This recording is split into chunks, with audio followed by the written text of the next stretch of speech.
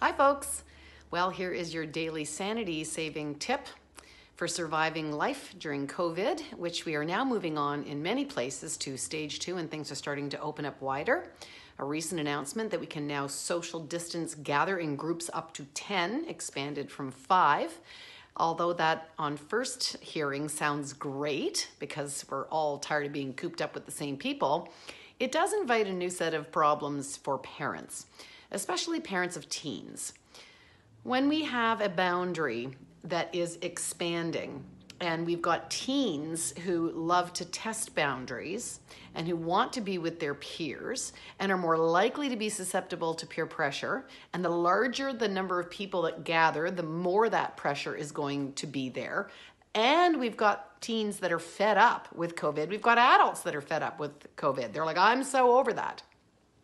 That their feeling of risk is minimizing. We know that teens have a higher capacity for and desire in their dopamine system to want to be risk takers at this age. They're educated enough to know that they're not a primary target for the virus, but more someone who can be asymptomatic and pass it along, but their personal threat is less.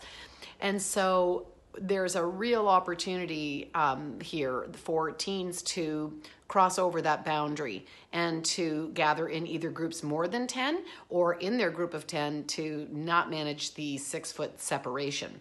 So I think that it's a good time to have that conversation with our teens. This is quite similar to the same phenomena that I talk about when we are talking about preventing underage drinking.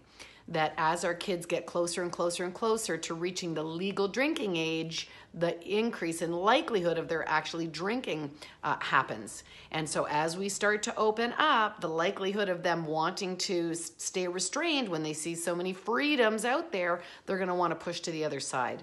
So parents, it's time to have the conversation about your family decisions, why you think it's important to maintain the recommendations of the people in our health ministries that are setting down these guidelines.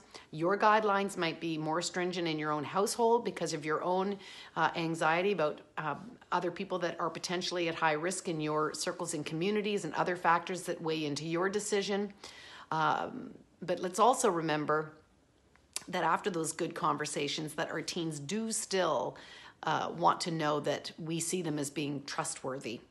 And so we want to have the educative conversation and then have that trust element follow along. So yes, I think we need to let our teens go out and they need to show us that that trust was given and that they upheld that trust. And, we think about what would be an appropriate consequence if they went beyond that. Show them a video of getting a nose swab for COVID. It's not nice. I don't think they'd like it. So hopefully this helps.